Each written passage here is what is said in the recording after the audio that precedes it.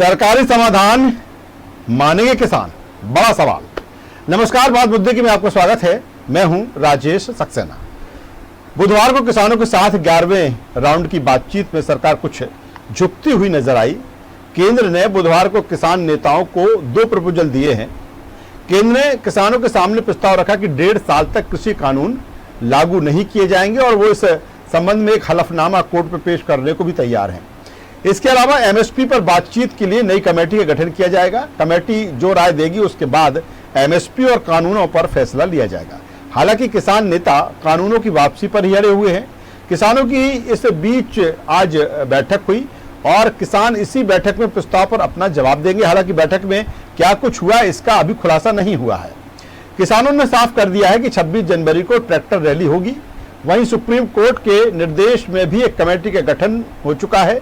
मंगलवार को जिस तरह से इसकी पहली बैठक हो चुकी है, अब सवाल यहाँ ये है कि सरकार का जो नया प्रस्ताव है, जो नया फार्मूला है, उसको लेकर किसान संगठन अपनी सहमति देते हैं या फिर अभी भी टकराव जारी रहता है। आज इसी मुद्दे पर और इसी मुद्दे से जुड़े तमाम पहलुओं पर हम बातचीत करेंगे, चर्चा करेंगे। चर्चा शुरू करें उससे पहले देखते हैं इसी से जुड़ी एक खास रिपोर्ट।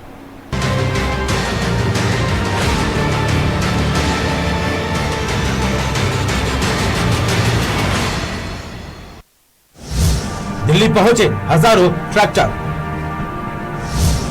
26 जनवरी को किसानों का ट्रैक्टर मार्च। कृषि कानूनों को वापस लेने की मांग। पहले सरकार से चर्चा बेनतीजा और अब पुलिस से बात में भी नहीं निकला कोई हल। किसान संगठन दिल्ली में ट्रैक्टर मार्च की तैयारी कर रहे हैं। कृषि कानूनों को रद्द कराने के लिए लगातार केंद्र सरकार पर दबाव बना रहे हैं। अब 26 जनवरी को किसान संगठन दिल्ली में अपना शक्ति प्रदर्शन करने पर अड़ गए हैं। और समय चाहिए तो वो समय 6 महीने का भी हो सकता है, 1 साल का भी हो सकता है, 1.5 साल का भी हो सकता है। और सरकार 1-1.5 साल तक भी कानून के क्रियान्वयन को स्थगित करने के लिए सहमत है।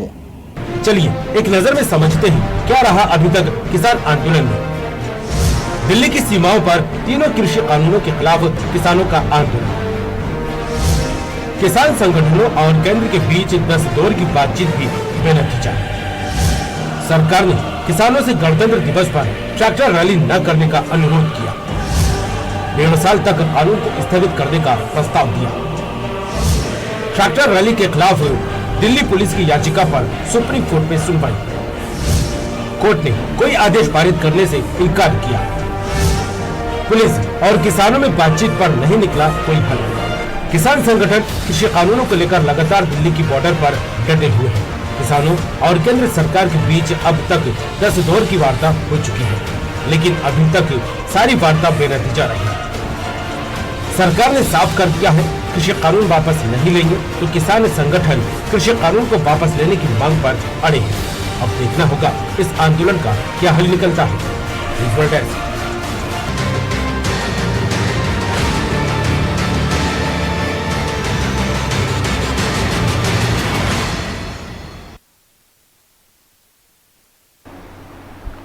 तो जिस तरह से सरकार ने एक समाधान की पहल की, अब किसान संगठन उसको किस तरह से मानते हैं, कैसे मानते हैं, मानते कि भी नहीं। हालांकि आज इसी को लेकर बैठक भी हुई है।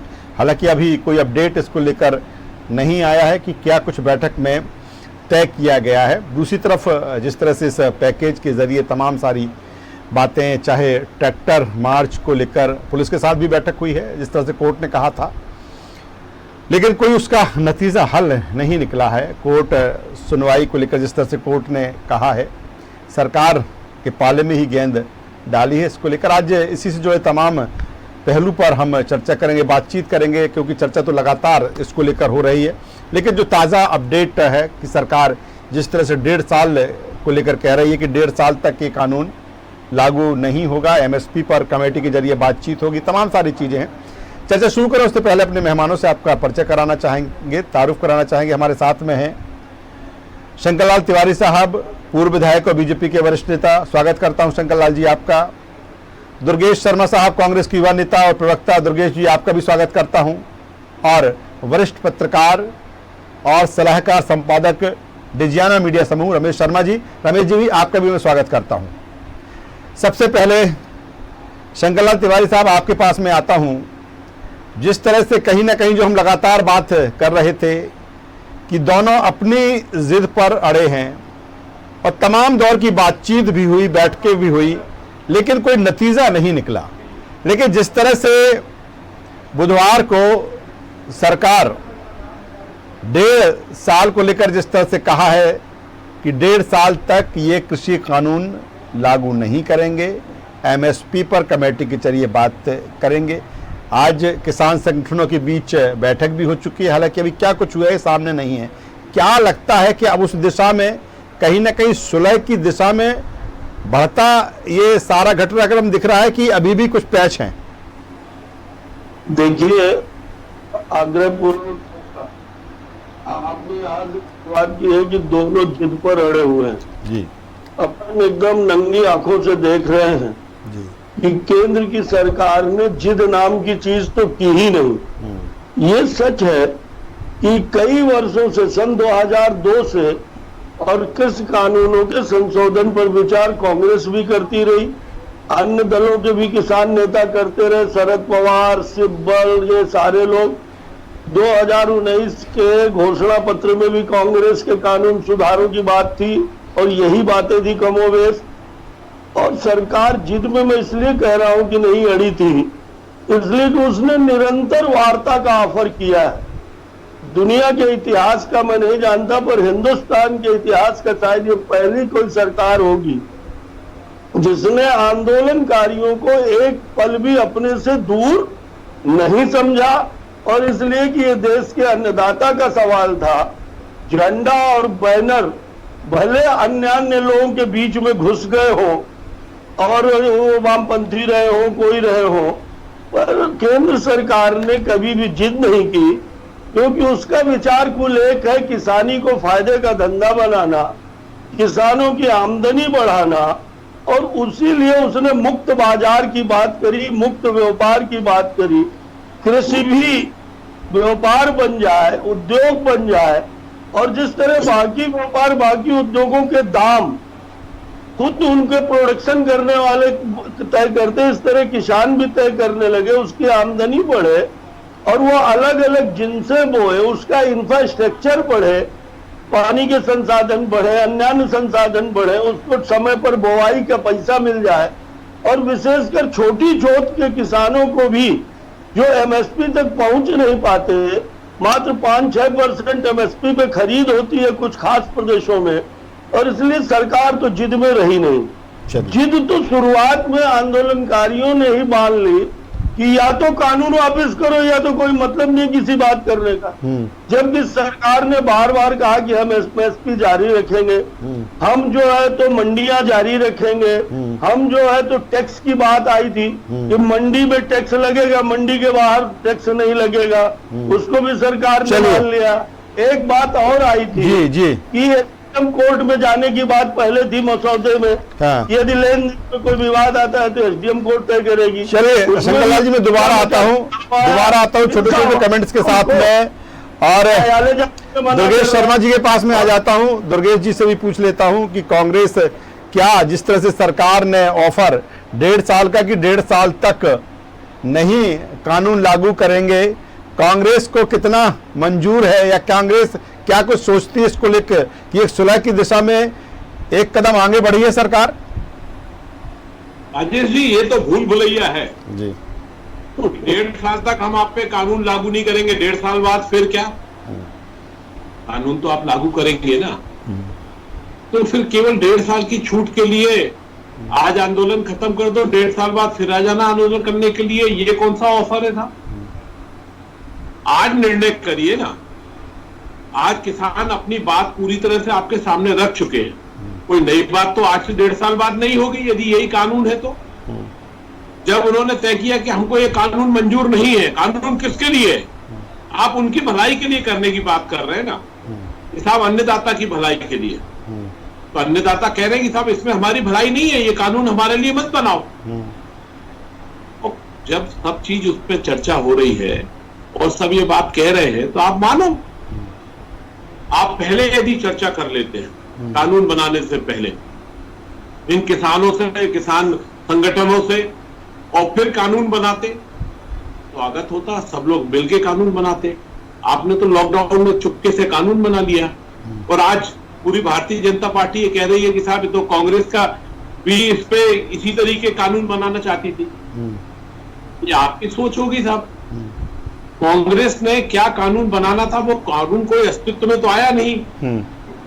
यार किसानों को, अन्नदाताओं को संबल देने का, किसानों को ताकत देने का, आर्थिक रूप से समृद्ध करने का, देश की आजादी में, आजादी के बाद से कृषि विश्वविद्यालय की स्थापना, हरित क्रांति, श्वेत क्रांति, आने वाले में मनरेगा, किसानों के लिए लेकिन दुर्गेश जी, कहीं ना कहीं ये भी तर्क है कि जिस तरह से कहीं ना कहीं कोर्ट के पास भी ये मामला है, कमेटी कोर्ट के निर्देशन में जिस तरह से बनाई जा रही है, एक स्पेस रहेगा कि आप अभी जिस तरह से मैदान में हैं, आप जाइए, कहीं ना कहीं इसके जरिए बातचीत होगी, कमेटी बन रही, तमाम तरह के जो सुझाव आएंगे उसके अनुसार फैसला होगा, तो एक वक्त 1.5 साल का मिलेगा।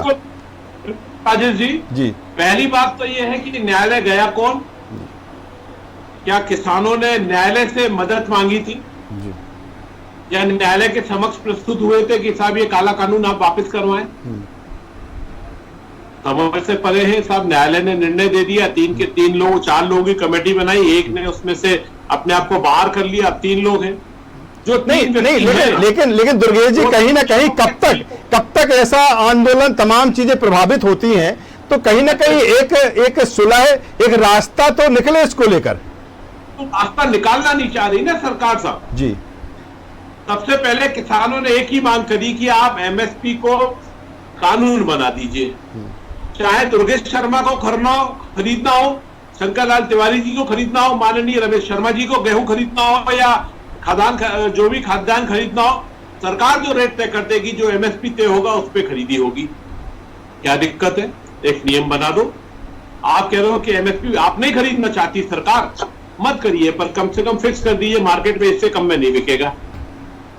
यदि ये तय हो जाएगा तो जो एजेंट किसानों से कम दर में खरीद के और महंगे दरों में मंडियों में बेचते हैं और मार्केट में भी बेचते हैं, वो बंद हो जाएगा। एक फिक्स दर हो जाएगा कि साहब इस दर पे तो किसान से हमें। दुर्गेश जी, आता हूं इससे आगे के सवालों के साथ कि कांग्रेस आगे की क्या कुछ इसको लेकर सोचती है। आगे आप जिस तरह से बात कर रहे हैं, रमेश शर्मा साहब हमारे साथ में, वरिष्ठ पत्रकार और सलाहकार संपादक डिजियाना मीडिया ग्रुप। रमेश जी, जो एक नई पहल सरकार की तरफ से हुई है, क्या लगता है कि कहीं ना कहीं, चूंकि अभी मैं फिर वही सवाल करूंगा कि इतने दौर की बातचीत हुई, कहीं ना कहीं कोई समाधान उसमें नहीं निकला। अब सरकार जिस तरह से एक नया, जिस तरह से एक कहीं ना कहीं एक रास्ता इस दिशा में दिखाया है, क्या आपको लगता है कि कहीं ना कहीं कुछ अब डाइल्यूट होगा ये आंदोलन? देखिए, यहाँ राजेश जी, 2 अलग अलग चीजें हैं जी। किसान कानून और किसानों की समस्या एक बात है और आंदोलन बिल्कुल दूसरी बात है जी। अगर हम किसान और किसानों की समस्या देखें, इस कानून में 2-3 सुधार की जरूरत है और 2-3 इसमें बहुत अच्छे प्रावधान है। एक पहला सुधार तो इसमें ये जरूरत है, ये मैं सहमत हूँ दुर्गेश जी की बात से, कि सरकार खरीदे या न खरीदे, एक मिनिमम समर्थन मूल्य तय होना चाहिए और मिनिमम समर्थन मूल्य कहीं ना कहीं बाजार के हिसाब से तय होना चाहिए। अभी भी जो गेहूं का उन्होंने 1850 या चने और धान का 1885 तय किया है, मेरी दृष्टि में ये कम है। कम से कम ये गेहूं का जो समर्थन मूल्य हो वो 2200 रुपए के आसपास हो और धान का 2300-2400 रुपए के आसपास हो। तो सरकार को एक तो मिनिमम समर्थन मूल्य की बात कानून में जोड़ देनी चाहिए। ये एक बात हो गई। दूसरी एक और बात जो है, इस कानून में जो 2 अच्छी बातें हैं, ये अच्छी बात ये है इसमें कि आपको 3 दिन के भीतर व्यापारी को भुगतान करना है। अभी किसान महीना भटकता रहता है और चेक बाउंस होते हैं। मध्य प्रदेश में 3-4 व्यापारियों के खिलाफ कार्रवाई हुई। तो ये कुछ चीजें उनमें अगर जोड़ देंगे तो ये कानून किसान के हित में आता है। अब आंदोलन पर अगर आते हैं तो आंदोलन के संदर्भ में सरकार ने 3 कदम पीछे हटाए। एक तो जो उन्होंने गलती की थी उसको सुधारा उन्होंने, एमएससी पर कहा कि हम आश्वासन दे रहे हैं। दूसरा उन्होंने कहा कि एसडीएम के ऊपर अपील हो जाएगी, ये उन्होंने सुधार किया। फिर वो 2 कदम पीछे आए, खासतौर से पराली जलाने पर पीछे आए और बिजली पर पीछे आए। मेरी दृष्टि पर पराली जलाने पर सरकार को पीछे नहीं आना चाहिए, उस पर सख्त कानून होना ही चाहिए। बिजली के मामले में सरकार जो पीछे आई, मैं उसका स्वागत करता हूं। अब तीसरी बात जो कल परसों उन्होंने ऑफर दिया कि 1.5 साल तक, मेरी दृष्टि में सरकार फिर पीछे हटी है। तो 1.5 साल का ऑफर ठीक है, बल्कि एक और सुझाव मैं देना चाहता हूं। इन 1.5 वर्षों में सरकार किसी खास इलाके में, किसी खास प्रांत में प्रयोग के तौर पर यह कानून लागू करे, किसी राज्य सरकार को सहमत होकर के, और फिर तुलनात्मक दृष्टि से देखे कि उस प्रांत के किसानों को ज्यादा लाभ है या दूसरे किसानों को ज्यादा लाभ है। ये तो राजेश जी कानून की बात हुई। अब मैं आंदोलन के ऊपर आता हूं। आंदोलन पे मुझे लगता नहीं है कि सरकार के ऑफर का आंदोलनकारी उसमें कुछ सकारात्मक जवाब देंगे। उसकी वजह यह है कि उस पर लेवल भले ही किसानों का लगा है, लेकिन आप अगर आंदोलन में ऐसे नारे लग रहे हैं कि हमने इंदिरा जी को ठोका था, मोदी को भी ठोकेंगे, मोदी तेरी कब्र खुदेगी, आज नहीं तो कल खुदेगी, ऐसे नारे लगाने वाले क्या किसान हो सकते हैं? कहीं ना कहीं इस आंदोलन को हाईजैक कर लिया कुछ लोगों ने, और जिनका उद्देश्य किसानों की समस्या के नाम पर सरकार को दबाना और झुकाना है। तो मैंने पहले दिन जब ये नारे सुने थे, हर चैनल पर लगभग ये कहा था कि ये आंदोलन का समाधान नहीं निकलेगा। इस समाधान के लिए सब, मेरी दृष्टि में ये मेरा निजी सुझाव है, सरकार को लाभ हो या हानि हो, जो कदम इंदिरा जी ने उठाया था 1967 में गौ रक्षा आंदोलन में, यद्यपि पूज्य करपात्री जी महाराज के नेतृत्व में आंदोलन था, लेकिन जब आंदोलनकारी नहीं हटे तो गोली चलाने का आर्डर दिया। ये जो दूसरा अन्ना हजारे जब नहीं हटे किसी तरीके से, तो रातों रात पुलिस भेज दी, फिर लोग भागे थे। मैं समझता हूँ इस मामले में भी सरकार को सख्ती लेना चाहिए और ताकत के साथ। क्या रमेश जी, काफी अहम बात आप कह रहे हैं कि तो क्या सरकार इसी दिशा में आगे बढ़ रही है? एक तरफ सुलह को लेकर जिस तरह से लगातार सरकार ये कह रही है कि नहीं, हम 1.5 साल तक नहीं लागू करेंगे, और 1.5 साल में जिस तरह से कोर्ट संज्ञान ले रहा है कि कमेटी बनाइए, कमेटी में जो तमाम सारी चीजें हैं, जो डिस्प्यूट है, उनको आप हल करिए। फिर दूसरी तरफ जिस तरह से कोर्ट इस पर संज्ञान ले रहा है, लेकिन फिर भी नहीं मान रहे। तो क्या सरकार की तरफ से यह भी दिखाया जा रहा है कि हम पूरी कोशिश, जब कोर्ट कानून दृष्टि से बात आएगी, हमने पूरी कोशिश की है, फिर भी मानने को तैयार नहीं है, और फिर जिस एक्शन की बात कर रहे हैं, या फिर जिस तरह से इसको पूरा मैनेज किया जा रहा है इस आंदोलन को, फिर सरकार इस पर सख्त हो?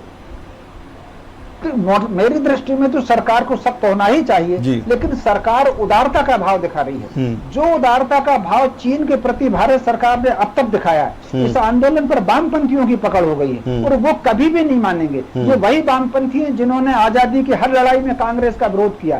भारत छोड़ो आंदोलन में वो अंग्रेजों के साथ थे, 1962 के आंदोलन में वो चीन के युद्ध में वो चीन के साथ थे। वही वामपंथी इसको पीछे से हेल्ड कर रहे हैं, और मुझे कई वक्त कांग्रेस की सोच पर आश्चर्य होता है। कांग्रेस ने जब से वामपंथियों की उंगली पकड़ करके चलना शुरू किया, आप देख लीजिए, तब से कांग्रेस निरंतर उसका वोट का परसेंटेज घटता चला गया। उसके बावजूद भी वामपंथियों के आंदोलन में जो उन्होंने आंदोलन को एक प्रकार से कब्जा जैसा किया है, उसके बाद कांग्रेस इसको आंदोलन कर रही, सफल कर रही। मैं समझता हूं कांग्रेस को वामपंथ के छाये से अलग होकर के अगर उनको आंदोलन करना है तो वो अलग किसानों का आंदोलन करें, इस आंदोलन से वो दूर हो। मोटे तौर पर सरकार को अपनी उदारता छोड़ना चाहिए मेरी दृष्टि में, और राजदंड का इस्तेमाल करना चाहिए। चलिए रमेश जी, बिल्कुल जो बात कह रहे हैं, शंकरलाल तिवारी से आपके पास में आता हूं। शंकरलाल जी, क्या कहेंगे दुर्गेश जी ने जो बात कही, या फिर रमेश जी ने जो बात की है, क्योंकि इतना लंबा वक्त हो चला है इस आंदोलन को, और कहीं ना कहीं तमाम सारी चीजें उसमें प्रभावित होती हैं। क्या लगता है कि अब कहीं ना कहीं इस दिशा में भी सरकार जाएगी, क्योंकि अब धीरे धीरे ऑफर कर रहा है कि भैया आप मान जाइए, और नहीं है तो फिर तमाम सारी चीजें जिस तरह से रमेश जी कह रहे हैं? सबसे पहले मैं रमेश जी को प्रणाम करता हूं, और रमेश जी ने अभी एक बहुत अच्छी बात कही। उन्होंने एक एक बात निकाल करके रख दी है, टोटल पोस्टमार्टम आंदोलन का भी और कानून का भी उन्होंने किया है। शायद दुर्गेश जी को कुछ समझ में आए, पर उन्होंने एक बात और कही है, सरकार से उन्होंने अपेक्षा की है कि इस कानून को अगर सरकार वर्ष 1.5 वर्ष के लिए स्थगित करने की बात कर रही है, सिर्फ लोकतंत्र की जीत के लिए, आंदोलन, जन आंदोलन, ये हमारे देश में लोकतंत्र की उपस्थिति के कारण होते हैं। और लोकतंत्र की जीत जब होती है जब आंदोलनकारी और आंदोलनकारी के सामने जो भी प्रशासन है, शासन है, सरकार है, उनके बीच में कोई सार्थक चर्चा हो और सार्थक चर्चा कोई परिणाम हो। उन्होंने अभी बहुत अच्छी बात कही है कि एमएसपी के मामले में तो सरकार को कहीं ना कहीं संकल्पित होना चाहिए, पर उन्होंने ये भी चाहा है कि किसी न किसी राज्य में, और उनका इशारा बड़ा साफ है कि कुल 1.5 राज्य और 1.5 राज्य में भी वामपंथियों की बैसाखी, विदेशियों की फंडिंग, ये सारी चीज उसमें मिली हुई है। और इसलिए यदि इन कानूनों को कुछ राज्यों में, 1-2 राज्यों में जहां भी प्रयोग के रूप में किया जाएगा तो और भी स्पष्ट और व्यवहारिक और दूध का दूध पानी होगा। मैं आपसे कहूं कि दुर्गेश जी को एक बात समझनी चाहिए कि वो आंदोलनकारियों के प्रवक्ता नहीं है, वे आप बैठ करके और ये कर देंगे, वो कर देंगे, ऐसा होना चाहिए, वैसा होना चाहिए। वो कांग्रेस के प्रवक्ता है और कांग्रेस की स्थिति इस पूरे आंदोलन में इतनी हास्यास्पद हो रही है। अभी मुरैना का ड्रामा देखा आपने, इतनी हास्यास्पद हो रही है। चलिए, कि हमारे जो सवाल खड़े, शंकरलाल जी जो सवाल खड़े हो रहे हैं, दुर्गेश जी से ही जवाब ले लेते हैं। दुर्गेश जी से भी जवाब लेते हैं जी। इस मामले में सिर्फ मजा ले रही है किसानों को जी। और नरेंद्र तोमर जी का बयान है, केंद्रीय कृषि मंत्री का, जी। कि हमारी एक ही नजर है कि हमारे देश का नागरिक, भारत माता का सपूत और किसान वो ठंडी में बैठा हुआ है और इसलिए उसको किसी भी तरह से इस रोष, इस आक्रोश से अलग करके। दुर्गेश जी के पास में आ जाता हूं। दुर्गेश जी, क्यों मजा ले रही है कांग्रेस, जबकि तमाम तरह की चीजें ऐसी भी हैं इसमें कि ठीक है, अगर जो लगता है कि नहीं इस कानून में गलत है तो वो गलत, और जो सही है उसको सही भी कहा जाए, लेकिन कांग्रेस ऐसा कह नहीं रही है। दुर्गेश जी के पास में आता हूँ। शंकरलाल जी, दुर्गेश जी के पास में आता हूँ। आपकी बात आ रही दुर्गेश जी के पास। शंकरलाल जी, दुर्गेश जी, Shankarlal ji please, supreme court की अवमानना करने का। शंकरलाल जी प्लीज दुर्गेश जी की बात आ जाने दीजिए। दुर्गेश जी बोलेंगे। दुर्गेश जी। राजेश जी, जो सही होगा बिल्कुल सही बोलूंगा जी। बिल्कुल, किसानों को 3 दिन में पेमेंट मिल जाए, अच्छी बात है। किस हैसियत से बोलोगे भैया, ये तो बताओ। दुर्गेश कांग्रेस प्रवक्ता जी, कांग्रेस बिल्कुल आपकी हैसियत, आपकी सोच, बिल्कुल। शंकरलाल जी, दुर्गेश जी की कांग्रेस प्रवक्ता के नाते डिबेट में है, अपनी बात कांग्रेस, ये दुर्गेश जी की व्यक्तिगत बात नहीं है, ये कांग्रेस पार्टी का पक्ष रख रहे हैं। दुर्गेश जी भूख के चाट रहे कांग्रेस वाले जी। चलिए, शंकरलाल जी प्लीज, शंकरलाल जी प्लीज, दुर्गेश जी बोलिए, अपनी उम्र का भी दुर्गेश जी बोलिए, दुर्गेश जी बात रखिए अपना, ठीक है। शंकरलाल जी भी सम्मानीय है, वरिष्ठ नेता है बीजेपी के। चलिए शंकरलाल जी प्लीज, दुर्गेश जी बात रखिए अपने जी। कुछ नहीं तो अपनी सफेद दाढ़ी का तो दुर्गेश जी जो सवाल है कांग्रेस को लेकर, आ जाइए उस पर आप जी। दुर्गेश जी, आज जो परिस्थिति देश में निर्मित है, जी, आज सरकार कह रही है कि 1.5 साल के लिए हम स्थगित कर देते हैं, 1.5 साल के लिए कानून को आप खत्म कर दीजिए और 1.5 साल बाद फिर से चर्चा करके नया कानून लेके आइए। क्या बुराई है? आप उन्हीं किसानों के संग, उन्हीं आंदोलनकारियों के साथ में नहीं करना चाहते चर्चा, तो जिस किसान के संग आप चर्चा करना चाहते हो उस किसान के संग चर्चा करिए और कानून फिर से बनाइए। नहीं, लेकिन दुर्गेश जी, कांग्रेस की इतनी कांग्रेस को निगेटिविटी क्यों? सरकार भी है, सरकार की भी जिम्मेदारी है। सरकार जिससे कानून बनाने से पहले इन्होंने चर्चा करी हो। अब आज बात आ रही है कि किसानों को ट्रैक्टर का जो वो चाहते हैं कि हमें राज परेड, मेरा क्षमा चाहूंगा, गणतंत्र दिवस मार्च 26 जी। तो जब रमेश जी और सॉरी राजेश जी, जब देश के गणतंत्र दिवस की परेड में एक अपंजीकृत संस्था जो बहुत सारी संस्थाओं को संचालित करती है, वो यदि शामिल हो सकती है तो देश का नागरिक क्यों नहीं शामिल हो सकता? और किसान तो पंजीकृत संस्थाएं हैं जो ये मांग कर रही है कि हमको गणतंत्र दिवस की परेड में शामिल होने दिया जाए। सरकार बात करे, ठीक है, वो लाखों की तादाद में ट्रैक्टरों में हो तो नहीं करिए, आप उनको संख्या निर्धारित कर दीजिए, इतनी संख्याओं के संग आप ट्रैक्टरों में आ सकते हैं, इसमें बुराई क्या है? जब आरएसएस अपंजीकृत संस्था गणतंत्र दिवस की परेड में शामिल नेहरू जी करा सकते हैं, तो माननीय मोदी जी किसानों को इस परेड में शामिल होने से क्यों रोक रहे हैं? चलिए, और जो बात कभी मान्य नहीं कर रहे थे कि भारतीय जनता पार्टी, अरे भैया 1.5 साल के लिए कानून स्थगित कर दो, चर्चा करो, फिर से कानून बनाओ, कानून में खामियां हैं ये तो माननीय रमेश जी भी मानते हैं, ये कानून में खामियां हैं तो सब मानते हैं, तो अभी वाले कानून को खत्म करो, फिर से बैठ के एक नया कानून बना लो, अच्छा कानून बना लो, सबसे चर्चा करके बना लो, पक्ष विपक्ष देश के बहुत सारे लोग आपके साथ में चल के चर्चा करके नया कानून बना सकते हैं, पर आप तो करना नहीं चाहते। आप तो कहते हो कि साहब लाठी से, माननीय रमेश जी जैसा कह रहे हैं कि लाठी से आप उसको कानून को मनवा दो। आदरणीय रमेश जी, जब देश में लाठी का कानून चला था तो उनको देश से बाहर कर दिया इन्हीं देशवासियों ने, लेकिन जो ने चलाया था कानून। चलिए रमेश जी के पास में आ जाता हूं, वक्त कम है। दुर्गेश जी, रमेश जी के पास में आता हूं। रमेश जी, जो जिसका जिक्र कर दिया जाएगा जी, चलिए जिसका जिक्र उस ट्रैक्टर मार्च की भी बात कर लेते हैं। रमेश जी, ट्रैक्टर मार्च को लेकर भी जिस तरह से किसान जो संगठन अड़े हुए हैं, हालांकि कोर्ट ने इस पर कुछ भी डिसीजन देने से मना किया, पुलिस के साथ आज बैठक भी हुई इसको लेकर कि कहीं ना कहीं ये भी देखना होगा कि ट्रैक्टर मार्च के जरिए वहां पर कोई ऐसी अप्रिय स्थिति ना बने। क्या लगता है, ट्रैक्टर मार्च किसान जिस तरह से निकालना चाहते वहां पर जरूरी है ये?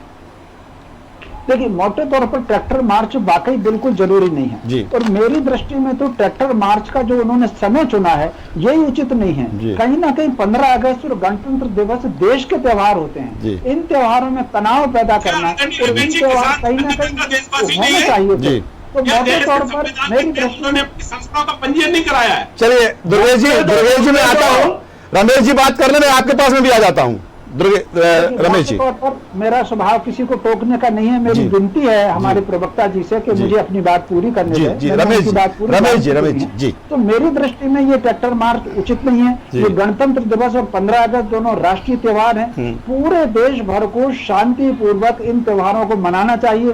26 जनवरी को विशेषकर भारतीय प्रगति और गणतंत्र की जो यात्रा है उसका प्रदर्शन होता है, तो कहीं ना कहीं देशवासियों को उस प्रदर्शन को देख करके, सेना के शौर्य को देख करके सीना फूलता है। तो अनावश्यक ट्रैक्टर मार्च के आधार पर इसमें विघ्न डालना मेरी दृष्टि से ये बिल्कुल उचित नहीं है। ट्रैक्टर मार्च उनको निकालने की आवश्यकता नहीं, फिर कभी निकालें। तो गणतंत्र दिवस को मौके, एक तो मेरा एक और बात जोड़ना चाहता हूँ राजेश जी, आप देख लीजिए इस आंदोलन को जिन लोगों ने भी शुरू किया उन्होंने अवसर कौन सा चुना? अवसर वो चुना जब चीन की तरफ से सीमा पर तनाव चल रहा है, देश में हमको वैक्सीन लगाना है, पूरा देश कोरोना के संकट में है। ऐसी स्थिति में सरकार का ध्यान इन दो आंतरिक और बाह्य समस्या पर से उलझाने के लिए ये सारा का सारा आंदोलन है। मैं समझता हूँ ये अवसर आंदोलन का नहीं है, ये अक्सर ट्रैक्टर ट्राली रैली का नहीं है, अवसर आंदोलन का नहीं है। और कहीं ना कहीं ये भी सही है, ये भी कहीं ना कहीं ये भी सही है।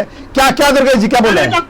क्या पूरा देश लॉकडाउन में था तो ये कानून लाने की आवश्यकता मोदी जी को क्या पड़ी? लॉकडाउन में क्या दुर्गेश जी क्या कांग्रेस को कहीं दुर्गेश जी लॉकडाउन दुर्गेश जी